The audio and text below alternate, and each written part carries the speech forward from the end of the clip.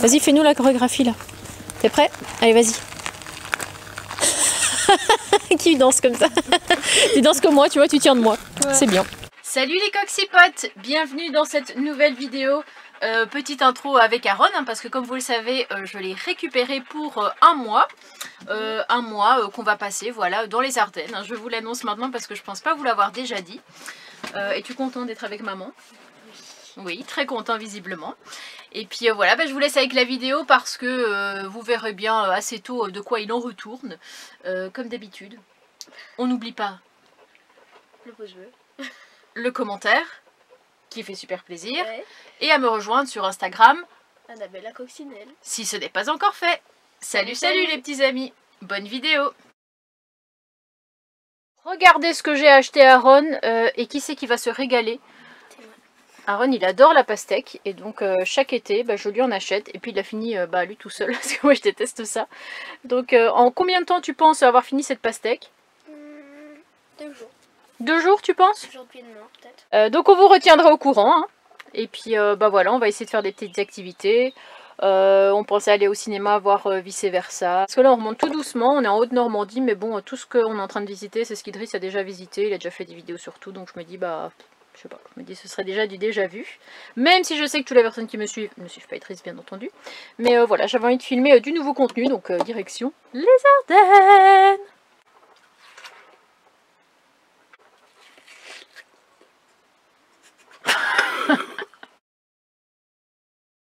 Bien le bonjour les amis. Alors cette nuit nous avons dormi sur une aire de camping-car à Giverny. La dernière fois, si vous vous souvenez bien, j'avais fui l'aire de camping-car de Padirac parce qu'il y avait tellement de promiscuité que voilà. Mais ici franchement chacun respectait son espace, la nuit était plutôt calme. Même si le matin c'est vrai que sur toutes ces personnes, il y en a qui partent plus tôt que d'autres et donc les portes claquent, machin, ça parle assez fort. On va dire que c'est un petit peu le point négatif, mais sinon franchement c'était plutôt pas mal. Tiens, une voiture qui s'est mise là. Donc voilà, c'était pour vous partager ce petit bon plan si vous passez dans le coin. Moi je me suis mise en long comme ça. Je sais pas si vous voyez. Je préfère comme ça, il y a moins de... Ouais, on est moins collés les uns aux autres, j'ai l'impression, que d'être comme ça entre deux camping-cars.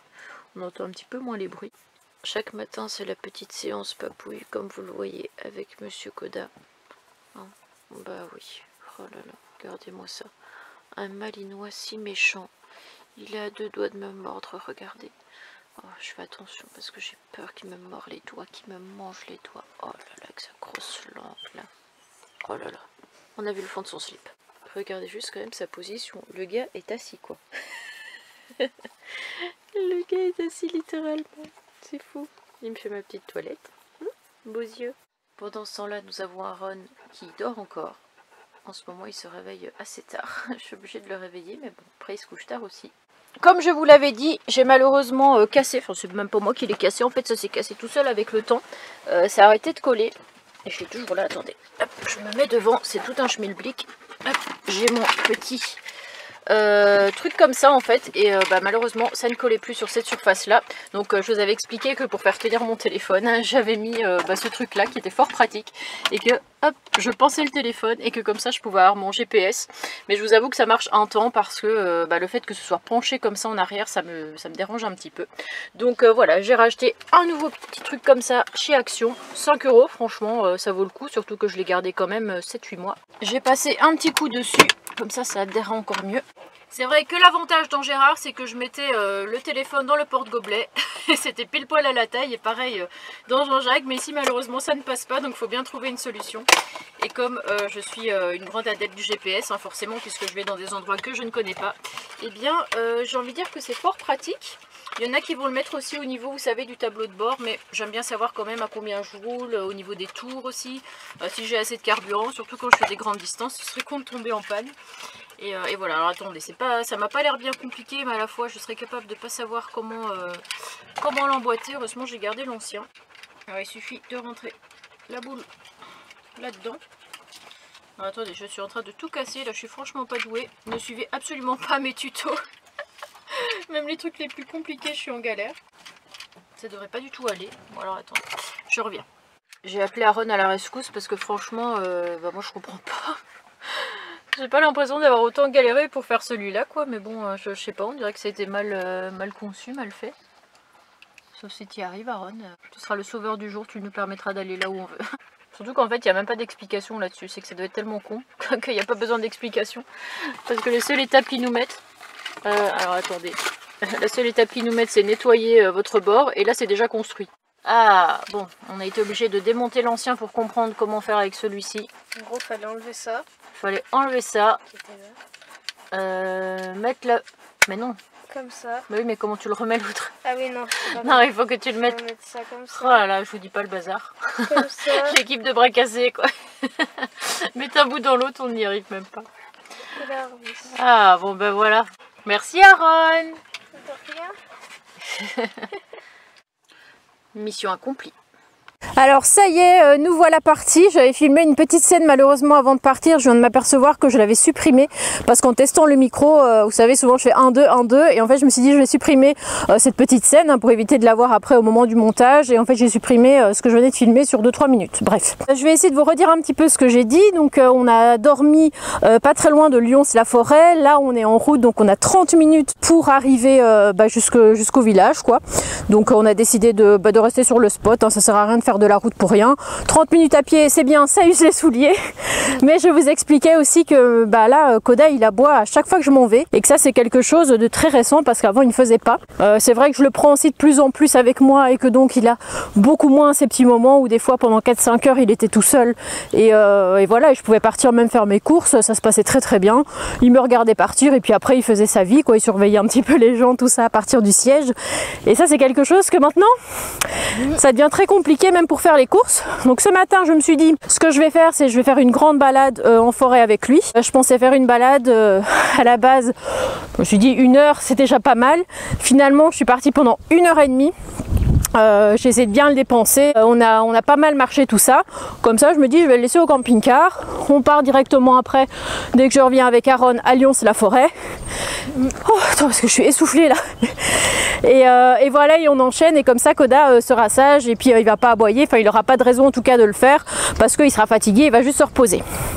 Finalement il a quand même aboyé, donc c'est assez embêtant. Je sais pas pourquoi, souvent c'est la peur d'être séparé certainement du maître, mais je me dis pourquoi maintenant alors qu'avant il n'y avait aucun problème avec ça.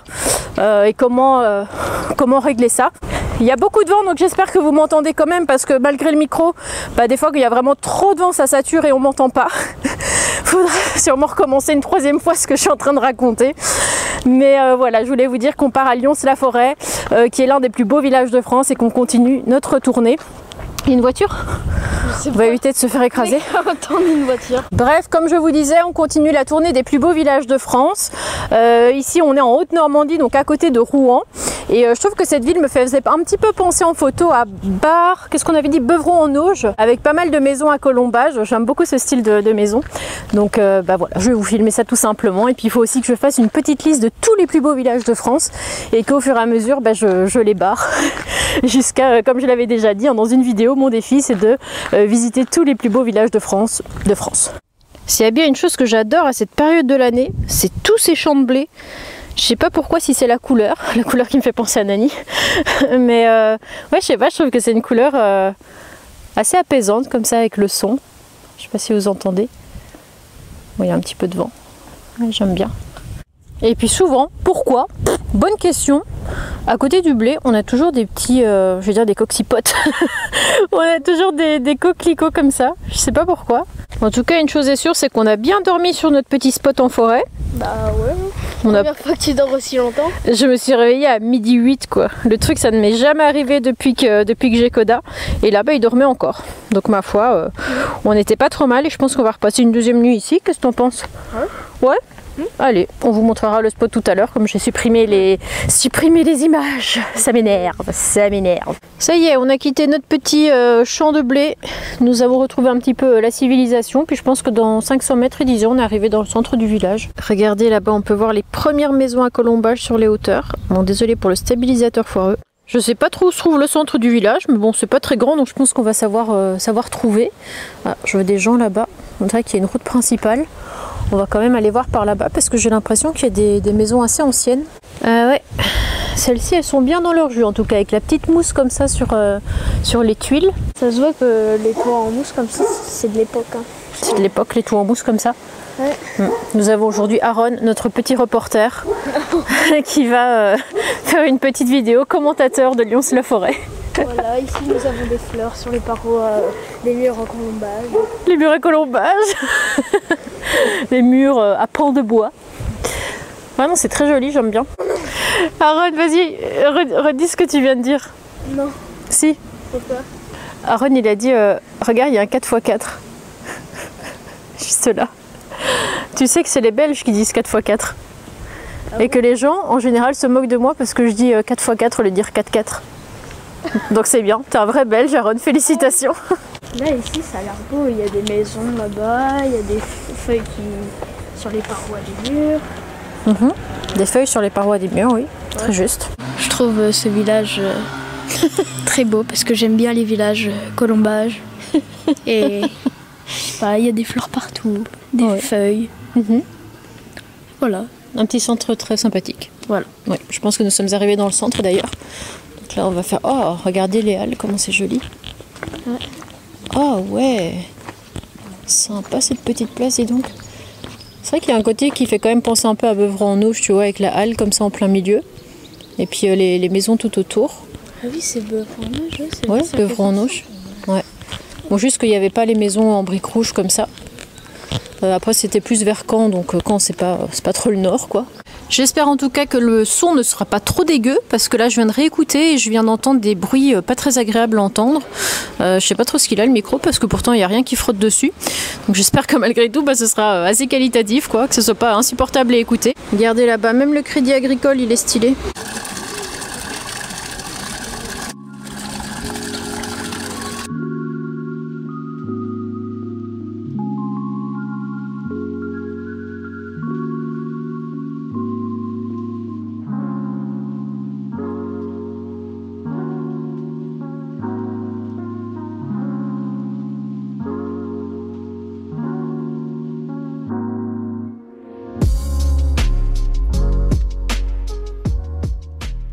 Alors j'ai regardé, il y aurait 700 habitants ici à Lyons-la-Forêt, ils en ont perdu pas mal ces dernières années. Après c'est vrai que c'est une population assez vieillissante dans ce village. Enfin je sais pas si ça veut dire grand chose ce que je dis, mais en tout cas c'est vrai qu'il y a plus de personnes âgées on va dire que de jeunes enfants. Le village il aurait été édifié au XIe siècle par Guillaume le Conquérant. Et c'est vrai que Lyons-la-Forêt, pourquoi? Parce que c'est entouré de 10 000 hectares de forêt à peu près, dont l'arboretum, oh là là il pleut mais je vous dis pas, là je suis trempée, l'arboretum de Bordin.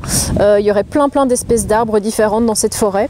Je crois qu'on est garé à 5 km de là, mais je sais pas si on va avoir le temps d'y aller ou pas. Écoutez, je vais ranger la caméra parce que sinon je pense qu'elle va plus fonctionner vu la flotte qui tombe. Donc je vous dis à plus tard, visite écourtée. Je vous avoue qu'on est bien dégoûté. Attends, parce que là il y a tellement de buée. Je pense que ça va être un peu mieux comme ça, on va un peu mieux nous voir. Ouais, on est un petit peu dégoûté parce que l'année dernière, on avait eu un petit peu le même cas de figure, c'est-à-dire qu'il avait fait que pleuvoir, qu'on était enfermés dans le camping-car. Hein, tu te souviens, on était parti même à Roscoff, hein, on s'est dit, bon, ça va peut-être se calmer avec le temps. Je crois que c'est le pire temps qu'on ait jamais eu. On avait les chaussures imbibées d'eau. Elles ont mis 2 semaines avant de sécher, puis il y avait les infiltrations dans Jean-Jacques, donc déjà ça... on n'a pas, hein, on va déjà pas s'en plaindre. Mais c'est vrai qu'on se dit quand est-ce qu'on va pouvoir profiter de l'été si à chaque fois il pleut quoi. Je pense que là ça fait depuis 4-5 jours qu'il pleut. Aujourd'hui ils ont annoncé 16 degrés. Je sais pas si on se rend compte, 16 degrés au mois de juillet. C'est le temps que j'avais quand j'étais au Salagou au mois de décembre. Donc, alors qu'hier il faisait 25 degrés quand même. Hier il avait fait 25 et aujourd'hui il fait 16. Donc je sais pas si on se rend compte de la différence. Enfin voilà, pour le petit point météo, hein, puisque pour l'instant on est caché en dessous d'un abribus, en attendant que ça se calme un petit peu. Mais j'espère que les températures vont quand même s'améliorer, quoi. Enfin surtout qu'il pleuve pas, je dirais. Déjà à la base, il pleuve pas.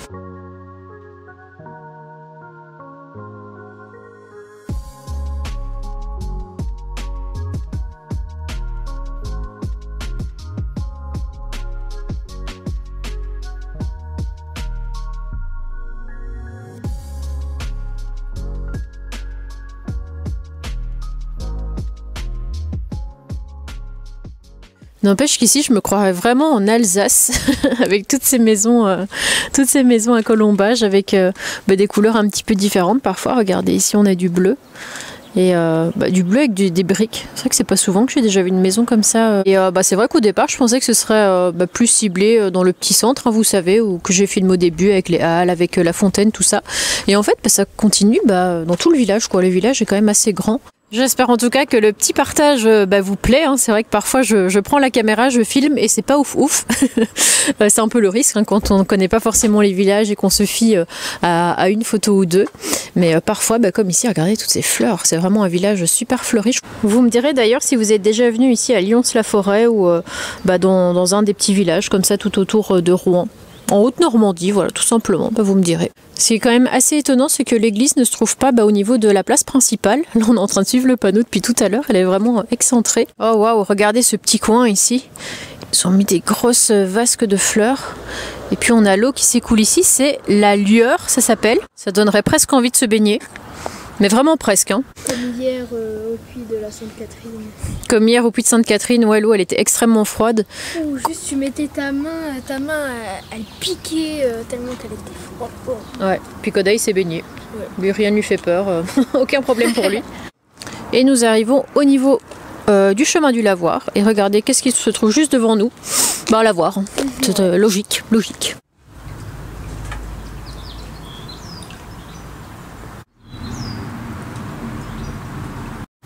Non, vraiment la même température que hier. Ouais, elle est glacée. Là, on vient d'arriver au niveau de la rue de l'église, donc je pense qu'on est sur la bonne voie. Mais c'est une vraie énigme hein, pour la trouver. Je sais pas où est-ce qu'on va, mais on y va. Ah, regardez, la voilà. Je suis un peu étonnée parce que c'est vrai que... elle est un peu moderne, voilà. Je la voyais plutôt un petit peu en mode ancienne, avec des briques, et en fait, non. Et donc ce qui nous explique ici, c'est que l'église a été construite, alors tenez-vous bien, sur un fanum. Qu'est-ce que c'est? Alors même moi je ne le savais pas il y a 5 minutes. C'était en fait un édifice romain. Et ils s'en servaient pour prier les différentes divinités. Il faut savoir pourquoi le toit est différent du reste de l'église. Le toit a été détruit au moment de la guerre des 100 ans et donc ils l'ont construit avec un lambris spécial. Ça disait qu'ils l'avaient reconstruit au 15e siècle. Et puis alors attendez, je vais vous dire le nom du lambris pour les professionnels. Attention, roulement de tambour, charpente lambrissée. Voilà. Malheureusement l'église est fermée, on peut juste en faire le tour. Alors je ne sais pas si on va avoir quelque chose de spectaculaire. Alors attendez, je vais essayer de vous faire quand même quelques petits plans comme ça pour voir les alentours. Ah non, mais là c'est vraiment la première fois que je vois ce genre de panneau. Je pense qu'ils ont fait un petit pied de nez, vous savez, au panneau interdit aux camping-cars qui n'existe pas. Donc qu'est-ce qu'on peut faire pour interdire les camping-cars?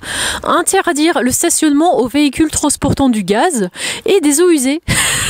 Je n'avais encore jamais vu ça avant. De 20h à 8h. Bon après ça va, c'est seulement du 15 avril au 30 septembre. Tout est bon maintenant pour contourner le fameux panneau interdit aux camping-cars. Parce que c'est vrai que j'ai vu même des barrières de hauteur qui ont été enlevées. Je ne sais plus où c'est, mais c'est au bord de la mer. Parce qu'il y avait eu une plainte portée contre eux. Effectivement, les barrières de hauteur ne sont pas tolérées, ne sont pas légales s'il n'y a pas un obstacle.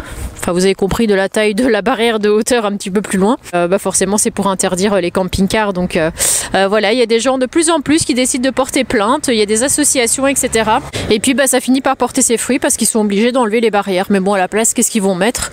Je ne sais pas. Peut-être le même panneau qu'ici. Hein. Interdit. Franchement, j'avais jamais vu ça, quoi. Transportant du gaz et des eaux usées.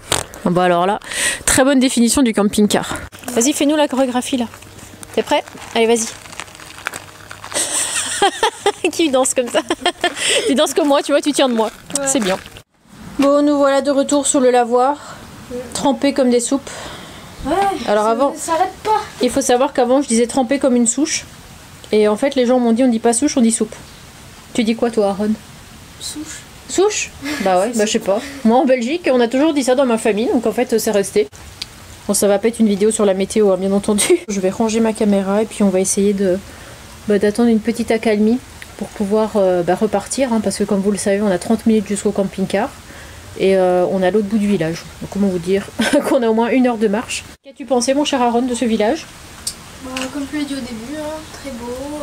Très beau. Rien à dire. Rien à dire. Bon, nous voilà de retour au camping-car. On a essuyé une belle tempête, hein. Écoutez, moi j'ai essuyé mes lunettes. C'était pour vous montrer donc le spot où je me trouvais. Koda nous attend sur le siège, il n'aboie plus, donc tant mieux, j'ai envie de dire. Et puis sur la route, on a repéré 2-3 circuits qu'on pourrait faire parce que je pense qu'on va rester ici jusqu'à demain, voire après-demain. L'ONF est passé visiblement. On a vu la voiture, mais ils ne se sont pas arrêtés, donc c'est que tout va bien, j'ai envie de dire. À voir s'ils ne repassent pas cette nuit, voir si on a dormi là. Mais voilà, c'est une entrée de forêt, hein. Je ne vais pas vous montrer, vous connaissez comment ça se passe. On a une barrière là avec un panneau interdit de circuler. Et souvent, ça c'est des endroits qui sont pas forcément tolérés. Mais là, voilà, il n'y a pas de panneau, on nous a rien dit. Et puis on a Koda qui est là et qui n'aboie plus. C'est déjà une bonne chose. Et j'espère qu'on va pas s'embourber quand même, hein. C'est pas fifou notre affaire là par contre. Alors les coxipotes, est-ce que vous vous souvenez de la péripétie avec Koda qui avait mangé mes ceintures? Je vous avais jamais redonné la suite. Mais si vous vous souvenez bien de la petite histoire, je l'avais promené au matin, j'étais rentrée pour prendre mon petit déj. Il avait à sa disposition plein de jeux pour passer ce petit quart d'heure dans son coin tranquille à me laisser manger. Et puis finalement, qu'est-ce qu'il a fait? Eh bien, à un moment donné, j'entends un bruit bizarre, je me retourne, il avait bouffé la ceinture. Comment je m'en étais sortie sur le coup? Cette ceinture était complètement brisée, hein, vraiment en miettes, je pouvais plus rien faire pour conduire, je sais pas du tout comment j'allais m'organiser. Et de l'autre côté, eh bien, elle était en bon état. Donc j'ai réussi à trouver le seul pèlerin qu'il devait avoir dans ce petit village de 200 habitants, qui arrive avec ses outils et qui a changé, interverti les deux ceintures pour que je puisse au moins m'attacher et en prévision partir chez Christian pour récupérer un double de la ceinture. Parce que souvenez-vous, quand j'ai acheté le camping-car, j'avais avec 2 ceintures de sécurité. Je me suis dit, ça prend quand même un petit peu de place, pas grand chose, mais je me dis pour le peu de place que j'ai dans la soute, je vais plutôt garder ces ceintures en les mettant chez Christian. Voilà, on va les mettre chez lui en attendant, je pense pas en avoir besoin. Et si j'ai vraiment besoin, eh bien je viendrai les rechercher, on les changera à ce moment-là. Le truc c'est que forcément je ne pouvais pas prédire que j'allais avoir un chien parce que j'ai adopté Koda je crois 1 mois et demi après avoir eu ce camping-car. Et bien sûr je ne pouvais pas prédire non plus qu'il allait me dégommer la ceinture. Bref, à mon retour du lot, j'arrive chez Christian, je cherche un petit peu après les ceintures, j'arrive à les retrouver. Sauf que qu'est-ce que je retrouve? Je retrouve l'enrouleur de la ceinture et pas le petit boîtier qu'il me fallait en fait. Voilà, je vous montre, c'était ça que j'avais en 2 exemplaires. Donc si jamais il me les bouffe, je sais que j'ai 2 exemplaires chez Christian, mais j'espère quand même que ça n'arrivera plus. Tout du moins, je pense que vu comment j'étais en colère ce jour-là et que j'ai hurlé, il n'a plus jamais recommencé, je pense qu'il ne recommencera plus. J'en mettrais presque ma main à couper. Comment faire à ce moment-là? Parce que j'avais vraiment tout misé sur ces ceintures-là et qu'en plus j'allais chercher Aaron le lendemain. Il fallait que je trouve une solution de manière immédiate. Et en fait, Christian a plusieurs anciennes voitures dont il ne se sert plus. Il s'amuse juste voilà, à faire des tours dans le champ. Et donc j'ai pu récupérer sur une vieille 206 les petits boîtiers. J'en ai eu 2 pour le prix d'un. Ça veut dire que Idriss m'a changé, parce que Idriss était chez Christian aussi, il m'a changé un des 2 boîtiers. Et puis le deuxième, bien, je le garde au cas où ça se reproduirait. Mais comme j'ai dit, je pense que ça se reproduira pas étant donné que c'est quand même arrivé il y a, je sais pas, ça fait plus de 3 semaines maintenant, ça fait peut-être même 1 mois. Ah ouais, ça fait plus d'1 mois même que c'est arrivé et il n'y a pas retouché. Et puis, hop, ça c'est la ceinture de la 206 qui va aussi dessus, je pense que c'est assez universel hein, de toute façon. Et on s'est inquiété un petit peu parce que c'est vrai qu'elle tombe comme ça, contrairement à celle-là. Après elle est bien maintenue et tout, c'est juste que c'est un autre fonctionnement, un autre mécanisme. Et voilà, c'est vrai que c'est un petit peu dans le chemin, hein, si c'est comme ça et que Koda a envie d'aller devant, est-ce que ça va pas le tenter?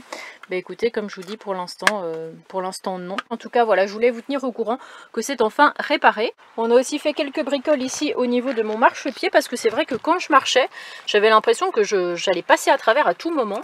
Ce qui commençait d'ailleurs un petit peu à m'inquiéter. Et en fait, en regardant en dessous, ce qu'ils ont mis là, vous savez ce que c'est une planche en bois. Au lieu de mettre du plastique ou alors voilà, quelque chose d'assez résistant, ils ont mis du bois. Et forcément, comme il a énormément plu en plus, nous avons l'eau de la roue ici qui chasse en arrière et qui forcément va sur ce support en bois. Ça va Koda? Tout va bien pour toi aujourd'hui? Pas de ceinture de manger, non? Donc au départ, il a mis des chevilles pour essayer de mieux faire tenir cette planche, sauf que elle était tellement humide que ça n'a pas fonctionné et donc que ça a recassé immédiatement.